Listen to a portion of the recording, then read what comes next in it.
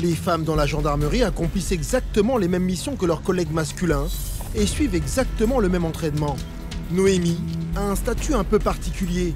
Elle est la première femme à avoir intégré le peloton de surveillance et d'intervention de Compiègne, il y a 6 mois. Ouais, là on est parti pour une petite séance de tir entre nous, donc c'est cool. Nous avons besoin d'aide pour les cibles ou c'est bon? Je pense que ça va. Vous avez des cibles en face de vous. Là, le but c'est de travailler le tir de précision. D'accord? Donc là, il faut vraiment reprendre votre temps et tirer dans les cibles que je vais vous annoncer.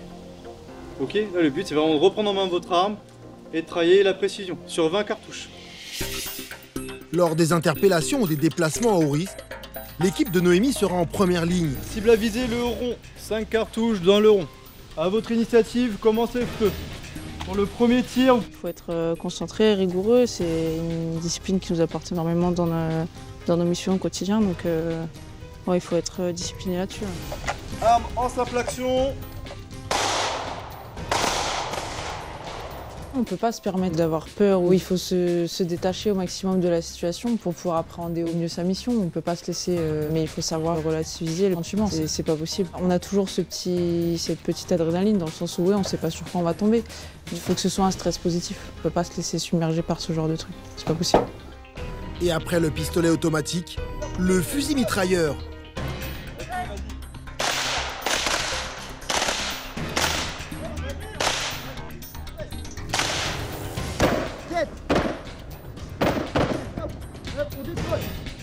On est bon? Allez. Une discipline essentielle pour la gendarme. C'est ça qui nous permet de rester en vie et de savoir protéger les autres au cours de nos missions quotidiennes. Donc ouais, c'est quelque chose qu'on doit pratiquer régulièrement.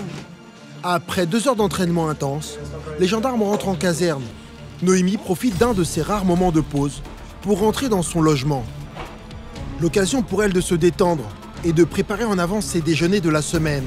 Bien utile lorsque l'on peut être appelé à tout moment pour partir en mission.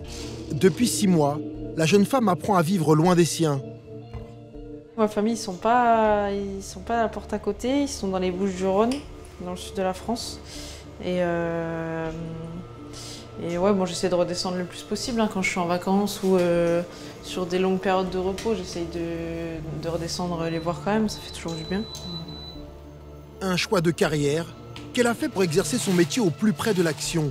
J'avais peur de tomber dans une région qui soit pas attractive, où il se passe pas grand-chose. Le commandant de compagnie à l'époque à l'école m'a dit si t'as pas peur de manger des tupperwares et de pas compter des heures de tes journées, prends l'Oise, tu seras pas déçu. Et il avait raison.